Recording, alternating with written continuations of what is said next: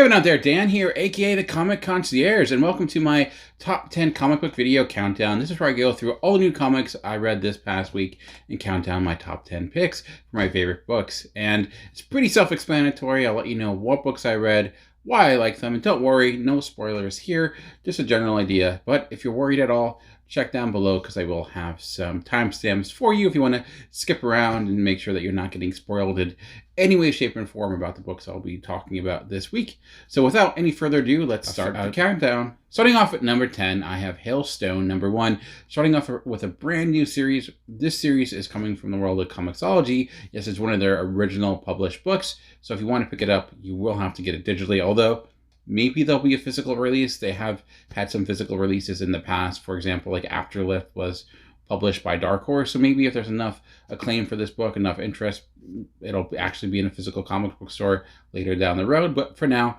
I'm just looking at the digital version of it. And this is written by Raphael Scavone with art by Raphael de la Torre and colors by Wesley Monroe. And I, again, apologize if I pronounce any of those names incorrectly. And it's a Western, but it doesn't necessarily fit into all the similar categories you would typically get with a Western. Starting off with a really small choice, I think that has a big impact, and that's simply by putting this into winter. This takes place in Montana, in a small Montana town. This is right during the Civil War, and there's some issues going on with this town as kids and people are disappearing, and people don't necessarily know why that is.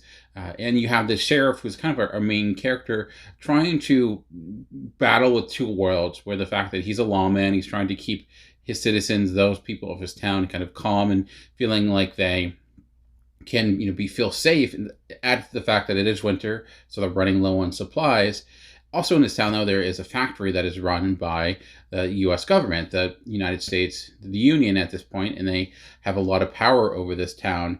And he's trying to kind of utilize them to get their help to help deal with their issues, but they're, at the same time, not all that concerned with the overall goings of this small town. They have the things they have to focus on. Although the Civil War is winding down, still, dealing with the heat of battle and all those challenges. So there's kind of a combination of all those conflicts. In the middle, you have our main character who's trying to balance this act. So unlike maybe other Westerns, which are all about the shootouts, I think this is all about kind of dealing with the politics and the complications of the time. But what I love about this book, it does have a great atmosphere, and some of the choices, like I mentioned, with it being in the wintertime, doesn't automatically give it a different feel. And I love the look of this book. I thought when it came to the art, a lot of small choices go a long way. Like one of the biggest scenes in this issue is a conversation between the leader of the Union Army and the sheriff, and they're having this back and forth. He's trying to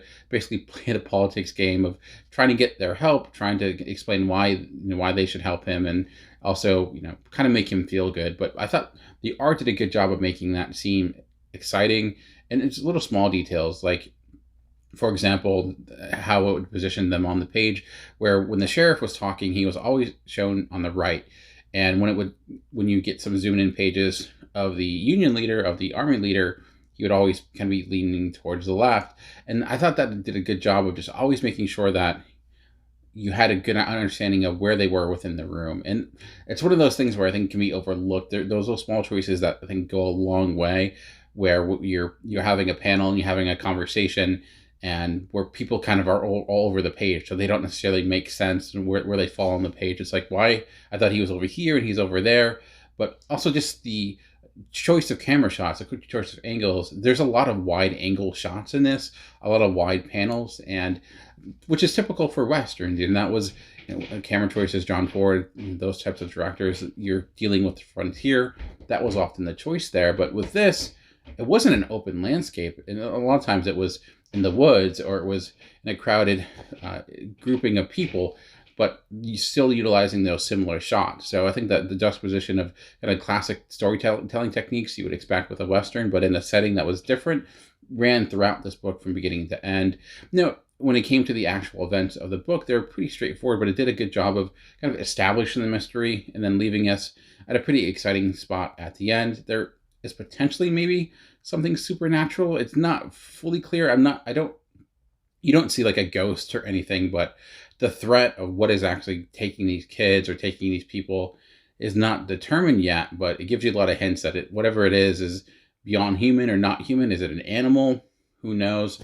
But I'm excited. I liked the book. I thought it did a good job of establishing characters, giving you a sense of what the conflict is, and then just feeling different. I also really love Westerns, and we don't get a lot of Western comics all that much, so maybe that's also why it really struck my fancy as much as it did. But if you do want to check out this book, like I said, it is available on Comixology Unlimited, and I believe it's going to be a 5-issue series. I'm not sure, but I thought the first issue did a really good job of establishing itself as another one of the better examples of what Comixology is doing with comics right now. At number 9 this week, I have Nottingham number 3. And this might be a little bit of a cheat because I actually caught up with all of Nottingham this week, 1, 2, and 3. But I'm really liking this series, Nottingham. If you're wondering, well, is that about the sheriff of Nottingham? It is. It's a kind of retelling or a different look at the classic Robin Hood mythos, but your main character in this, your main focus, is that of the sheriff of Nottingham. This is written by David Hazan with art by Shane Connery-Vilk, colors by Luca Romano, and lettered by Jonathan Gill, and it's published by Man Cave Studios. So, Man Cave is one of those publishers which I don't necessarily read nearly enough. I've read some of their books, but haven't really caught up with this one. I heard a lot of great things with it, and I think I unfairly dismissed it, which is something I try never to do, is dismiss something based upon concept, but that's kind of what I did, and this is why I don't do that, because when I actually ended up reading it, I quite liked it. I enjoyed it a good amount, and I love how it is taking the Nottingham, this mythos, and connecting it to things like the Crusades, because that is a big part. Those things were going on concurrently with Robin Hood and that time period, and getting more backstory of Nottingham, and this Friar Tuck plays a key role. You kind of have a back and forth between them. I love the reimagining of this, and I do like it when people do that. Take classic tales. If you can take a classic tale, what better than Robin Hood, and see it through an entirely different lens, and one that it's not like it's trying to make everything dark and gritty, although it is a little bit more mature. There's more meaning to it. I felt like it's almost like the quote-unquote real story of what happened, unlike that really bad Russell Crowe movie that came out about Robin Hood. This one actually is entertaining. It's well told. I do like the art style. I do sometimes have issue. Like, I love the character designs. They're very big and bulky, and they look like folk heroes in that way. If there's any challenges with it, I do feel like when you do have the interactions with them, you try to choose force between two individuals. Sometimes the anatomy gets a bit wonky at times. It's not necessarily perfect, but I do like the general look of the book outside of those key moments, mostly because the characters are very not, the anatomy is not designed at all to be realistic, and that makes sense. But I just like the way that it makes like the Sheriff of Nottingham feel like this opposing figure, and then when you get Little John, you're like, oh man, that guy is all types of neck, and so that was kind of cool to see.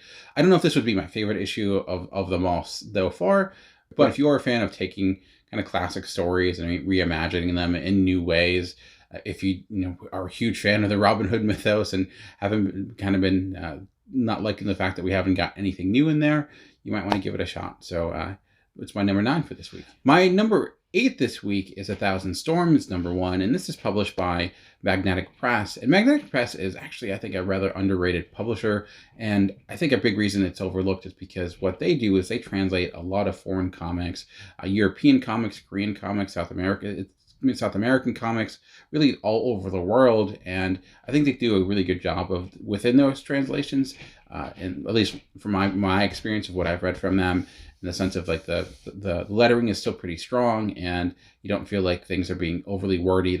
In the sense of sometimes I've read translations and it's like there's not a word for that, so let me throw all the words to make something fit. But I never get the sense with this. And this is written and drawn by Tony Sandoval, and it's about this lonely girl, Lisa, who enjoys watching nature and collecting old boxes and pebbles. And of course, being lonely, other kids kind of think she's weird, but she discovers this passage that allows her to go through parallel worlds. And she finds herself being accused of basically being a witch due to kind of her abilities and things like that. A bit hard to understand at first, I'll be honest, because there's a lot of moving pieces here. But I think what does a really good job of helping you understand the story are the art styles. And I say art styles, even though this is written and drawn by Tony Sandoval, she really shifts up his art styles a lot in this series, in this issue, and it's really a sight to see. Sometimes it has a very like watercolor look, especially when it opens up, but then it gets really almost animated in a way, almost looking like a 3D texture. It varies a lot, and you have these parallel worlds going on, and some of the characters seem to have awareness of it. So I didn't necessarily get every small detail, but I did really enjoy the experience of like seeing this art change, being able to go through the same perspective of this young girl, and just kind of the magical world you are brought to. It's a really feast for the eyes. If there's another downside to this issue, though, I would say, like with Magnetic Press, what they often do is they'll get a graphic novel and they'll chop it up into individual issues and release it that way. The downside is when you get an issue like this, it doesn't necessarily have the pacing you would expect with a normal everyday issue where you know beginning, middle, end. It kind of just, you have a beginning and middle, and then the ending tends to be a little bit abrupt. But outside of that, if I just look at the, you know, minus that pacing, if it was probably reading the entire thing at once, I'd probably be much higher. But those little small details, I think, hindered a little bit. That's also why I'm a little bit more forgiving with not necessarily understanding every small detail, since it's not originally designed to be consumed in this manner. It's more, you know, designed to be one large meal.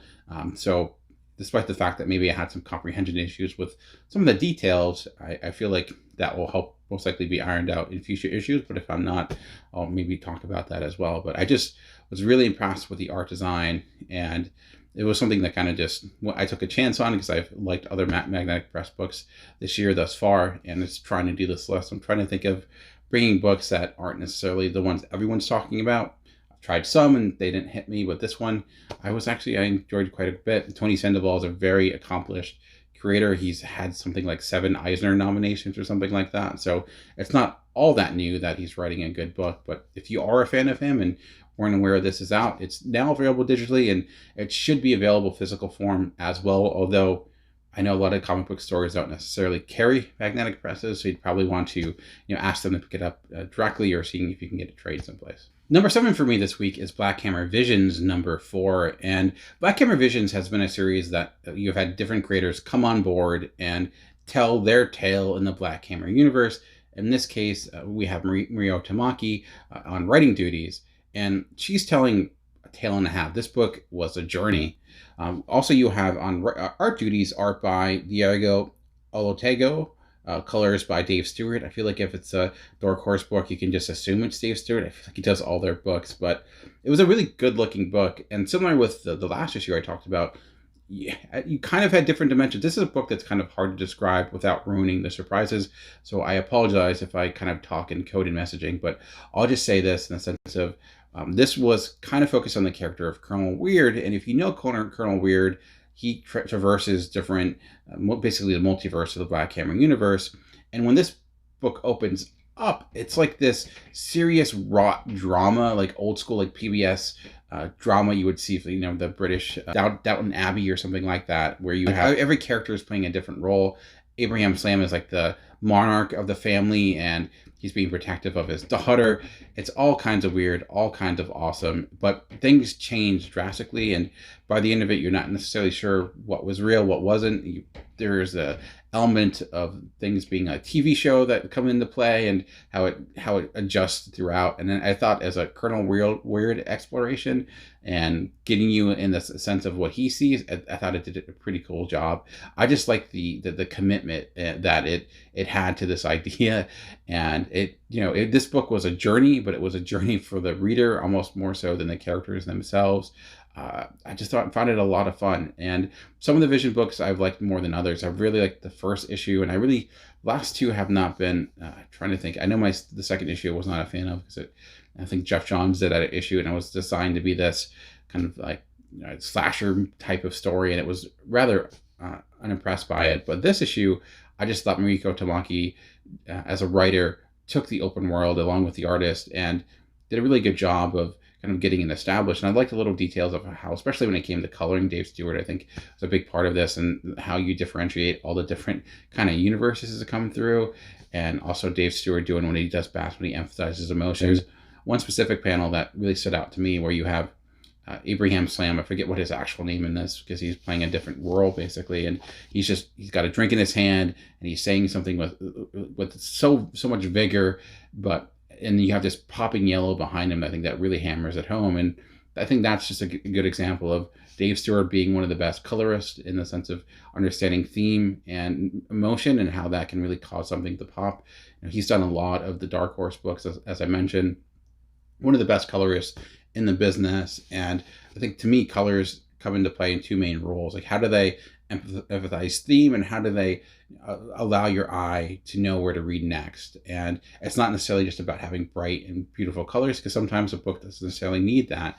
I think Dave Stewart has all those skills, and he's probably one of the most acclaimed colorists in general. I'm pretty sure he probably has an army of Eisner Awards. I'm assuming, I really don't know, but ultimately, if his name is on the book, you most likely are going to get some great colors, and that was the case with this issue. So if you're a huge Black Hammer fan, I don't necessarily think it'd be nearly as fun if you've never read any Black Hammer books, because part of the coolness of it was just seeing these characters that in unexpected roles. So if you're coming in fresh, knowing nothing, it wouldn't seem all that different. You'd be like, I don't get what's going on here a little bit. So outside of that small issue, I think for fans of the universe, it was a nice little exercise. For number 6, I have Scouts Honor number 5, and this brings the series to an end. And we've had a number of books this week that actually see series ending, and endings are, I think, just as hard as beginnings sometimes, because you have a lot of threads you're trying to put together. Can you have a satisfying conclusion to everything you've been building up, in this case, in the last 4 issues? And I think this did a really good job of accomplishing just that. And the story has been about a dystopian future in which a group of individuals have created a religion, in a way, based upon the Scouts, utilizing their methodology to kind of become a community. And our main character was a Scout leader. She really believed in this cause, and I say she because she is a she, but she was hiding who she really was and pretending to be a boy, because girls were not accepted in it. Going back to the idea that Boy Scouts are always supposed to be boys, and that idea, identity, becoming who you truly are, despite the odds, despite what society may say, I think is a running theme throughout. And I think you see that really in the final moments of this book, which were some of my favorite moments of any book I read this week. And I thought this did a good job of kind of concluding all the major themes that it was pursuing, and as a story itself felt like a good place to end it. A lot of action. I mean, when you have someone riding a giant spider, despite the fact that I'm not a huge fan of spiders, I actually was a fan of that spider. And then that was actually I don't want to spoil anything, but there were some touching moments in this. And so this is not, if this is a book that you have not checked out yet, with it being issue number 5, not necessarily the place you want to jump in, but most likely will be hitting trade relatively soon. Aftershock is usually pretty good at getting their books out of trade, so probably in the next few months or so, maybe even sooner. Check out my video of on Mondays, starting points, where I talk about all the graphic novels and trade paperbacks coming out. So when it does, I'll make sure to mention it, because I do think it's really worth your time. It's been one of those books this past year that I've really been looking forward to every time it came out. And again, it's a dystopian future book. Don't dismiss it just because of that. I think the premise here was strong enough. It had a good idea. But despite the fact that, it's called Scouts Honor, it had things like merit badges, what really drove it were the characters, especially our main character, and also the relationship she has with another character who is the son of the leader. And I thought the relationship, the way it ended, was both appropriate and rather very emotionally satisfying. And I think that's the term I would use for this book. It was emotionally satisfying outside of just being entertaining. So yeah, kudos to them. My number 5 is also a book that is coming to an end, unfortunately, but I guess fortunately, because clearly it was a good ending, because I'm listing it here, was Sea of Sorrows number 5. And this is written by Rich Stoic, art by Alex Cormack, and this comes from us from the world of IDW. This is the same team that did Road of Bones. Was it last year or 2 years ago? Time has no meaning, but I really liked that series, and it was a series that took place in Siberia, and it was people trying to escape a prison. I love that book. It was a lot of, I want to say fun. It was brutal. And that's the case with Sea of Sorrows number 5. The one word I would use to describe this book is visceral, because this was one hell of a visceral experience. And one thing I really appreciate about Alex Cormack's art is that he knows how to use the atmosphere. He knows how to use the world and location that he's in to provide a lot of energy for the art on his page. For example, with Sea of Sorrows, It's, on taking place in the middle of the ocean. The raging water. You just feel frightened because it feels like there's danger everywhere around you, whether it be humans or just the waves that can come crashing in at any moment. And I feel like you really get that energy in each and every page, especially in this issue, which is, man, it's a brutal issue. And I felt the same way with Road of Bones, although that, of course, being in Siberia, was just the unforgiving elements of the winter, and how just like it just felt desolate, and in that I think did a good job of kind of having that feeling throughout. And I was impressed. Very two different locations, but I love how location setting played a key role in really the feeling of both of those books. So maybe next book, maybe if they want to do a happy book, it'll be something like in the tropics or something like that. It's more of of course your horror type of tale, but almost with almost like a twisted fairy tale element with this issue. It deals with individuals that went on a deep diving exploration in hopes of finding gold, and as often is the case, trying to find gold, and bad things happen. In this case, a lot of death, a lot of death. But I do actually want to go back and try to reread the first issue, because I feel like the way this ended ties into the way it began in a very cyclical manner. So I'm curious if my memory is serving correctly, or if it's playing tricks. It's been a while since I read the first issue, and as we know right now, time has no meaning. But beyond that, I just thought as a final issue of just utter enjoyment, twisted enjoyment in a way, it really succeeded in that manner. And it kind of followed through. This was been a little bit of a slow burn. I wouldn't say slow burn, but it's been building to this final issue since issue 1. And it was this explosion of chaos. And I was here for it. So if you want to check it out, like I said, it's the last issue, so it should be in trade shortly, or check out your local store or Comixology. All right, well, I had a lot of books that have been ending. Let's get to a book that's just beginning with Time Before Time, #1. And if you saw my starting points video, I mentioned how this was one of the books this week I was most looking forward to because of the creative team. And I ended up really liking it, obviously, as it's my #4 this week. And within that video, I mentioned how it connected itself to that movie Looper.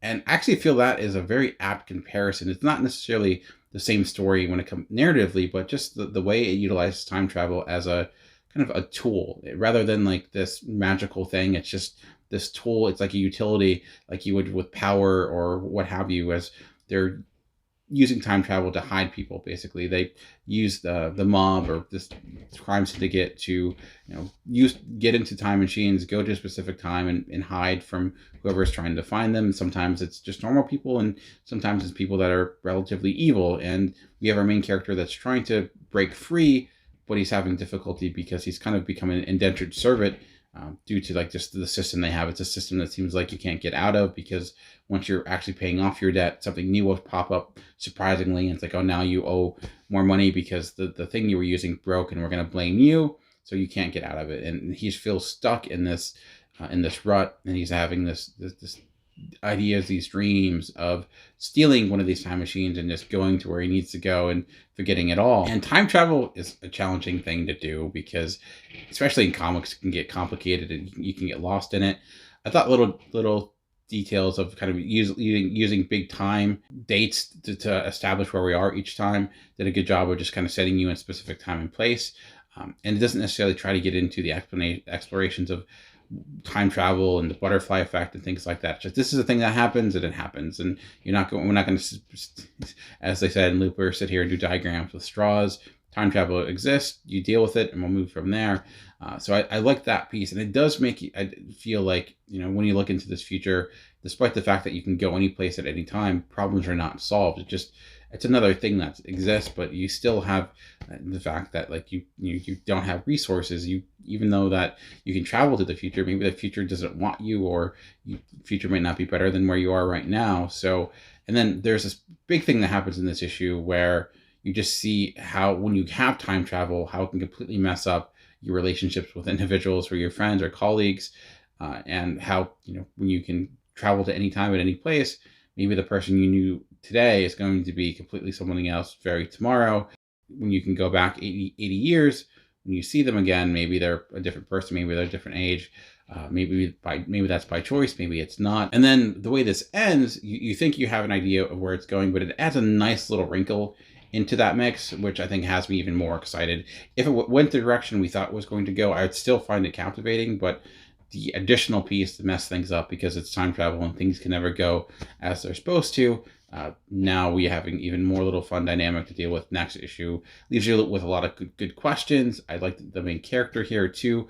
I think his plight was sympathetic. I love the way it built its world without feeling like you're getting mountains of exploration. It was just a well executed, a well told story, and in the fact that it trusts you to understand things, and I'm always appreciative of that. So I was actually very apt. If you do like the movie Looper, I think you're really going to dig this, at least this first issue. My top three this week are actually quite close. It's not one of those weeks where I feel like my number one is far and above the rest. Really, in 1, 2, 3 are the difference between them is slight. It's like 1A, 1B, 1C. But my number 3 is Ice Cream Man number 24. And this series continues to be a bit of a delight, a twisted delight, but a delight nonetheless. This issue all about a telethon that you actually become an active participant in without even realizing it. It's this idea of you have this guy who's kind of just going through his life. It almost felt like an issue of haha as much of an issue of Ice Cream Man. They feel like blending those worlds because haha is all about kind of dealing with people that are in very stressful and depressing situations. This doesn't have a clown theme, but you just have this guy who's just out of luck. He seems to, everywhere he turns, things are not going for him. And then people keep stopping him saying, hey man, I'm hoping someone's going to call in for you. I think someone's going to call in for you. And he's like, I don't know what you're talking about. And you find out there's actually this telethon that's going on trying to save his life. And somehow, some way, the reasoning behind it, we don't know. It's not told to us. It's not necessarily important. Again, like with Time Before Time, this is the world. These are the rules. Accept it or don't. But if you accept it, you can kind of move on with that. I appreciate the fact that they didn't try to explain it, because if they did, it'd probably be awful. Anyways, but the most important part, you see this concurrently going on. It was a fun experience, and I love the way they turned it on the reader. And it's hard to explain what happens without ruining it, but let's just say, like, imagine Choose Your Own Adventure in the vein of Ice Cream Man, and that's how the issue ends. But there's one thing that stopped me from putting this at 1 and 2, is that I do feel like it ended with this joke, which I thought was a funny joke, but then at the same time completely undercut the entire issue because of that. I'm like, well, that just makes everything that came before a bit pointless in a way. I went from thinking, oh, that's funny, to, oh, that's okay. Well, now this seems kind of pointless in a way. I don't want to ruin it, but if you read the issue, you'll know that it turns everything on its head a little bit, and it's a funny gag.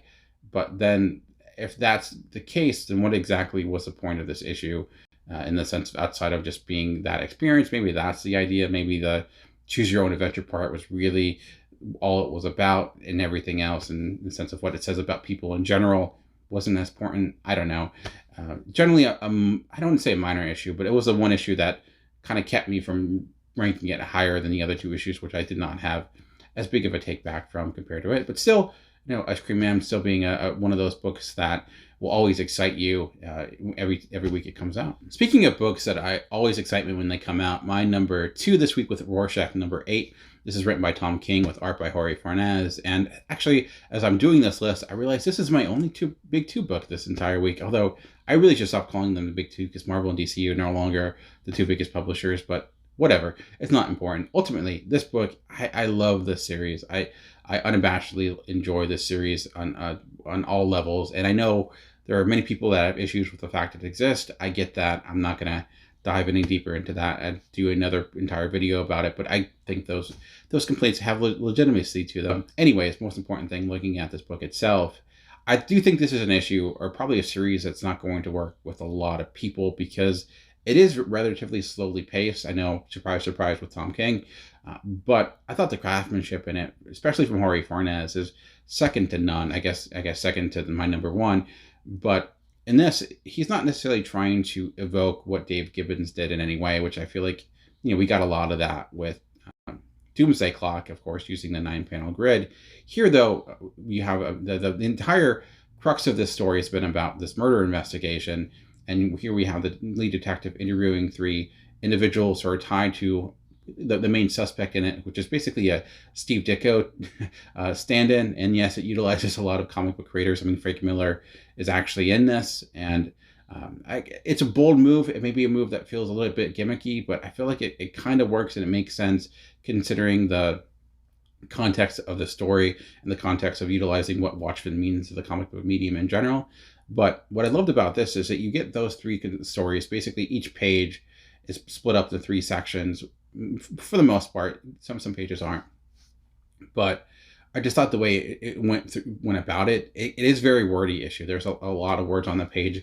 I guess it makes sense because that's how Watchmen was in a way, but I just felt the exploration, the craftsmanship that changes with each and every issue. Like not every issue's been like this. There's been all different takes and different styles, and how each issue has felt like a complete chapter within this story. Like I feel like you could read this without reading any of the other issues and still feel like you've gotten something complete here. You may some of the pieces of where things tie to or not may not completely make sense, but the general premise of this chapter, and it is, I think Tom King even mentioned he's approaching this like a chapter book, like a novel. I mean, that is the world he originally comes from, and when you are teaming yourself up with someone like Corey Fornes, whose storytelling is becoming second to none, how like there will be pages in which they incorporate the lettering within the panel itself.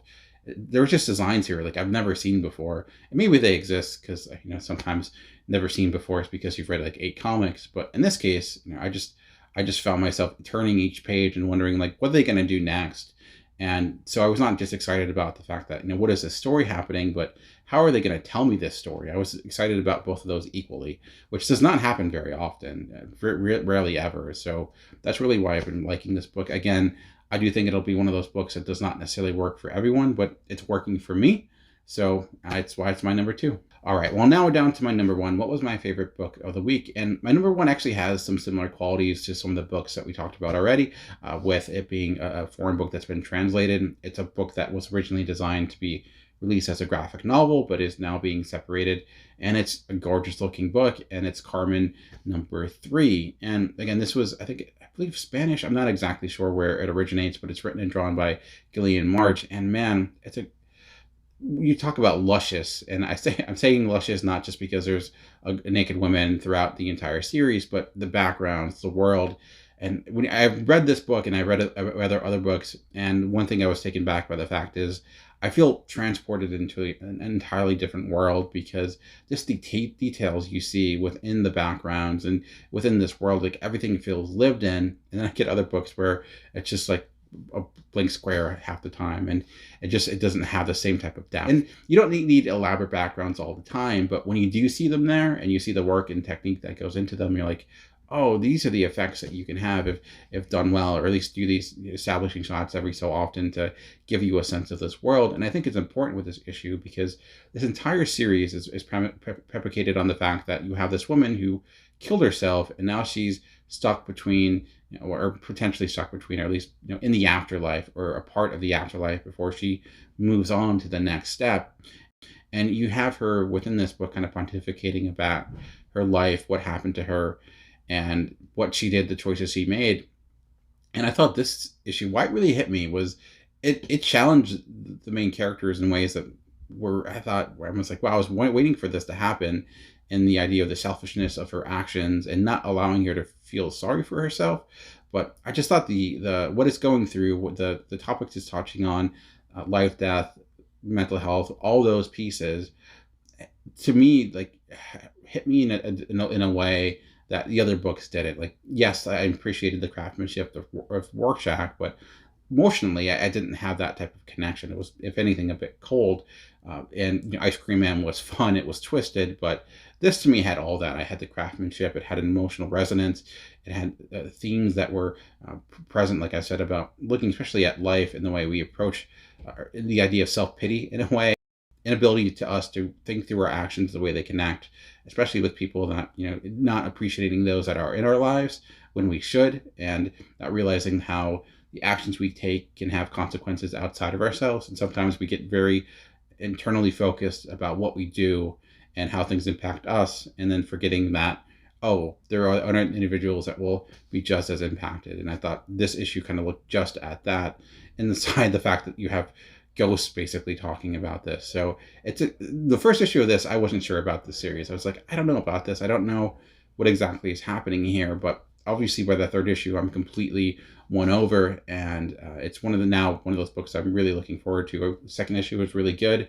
I don't know if this is the best issue. I feel like it's one of those reading experiences where I'm reading it and I'm kind of putting everything into one, so it's hard for me to separate it by issue, but it's a complete reading experience. It's a complete story so far this year. It's one of those books that's going to be one of the ones I first recommend as I'm looking at my favorite books of the year. It's certainly up there, and not surprising considering the talent behind it. So anyways, that's it for me for this week. I appreciate you taking the time to check out my channel. I know there are a lot of comic book YouTube channels out there. What were your favorite picks of the week? What were your top 10, top 5?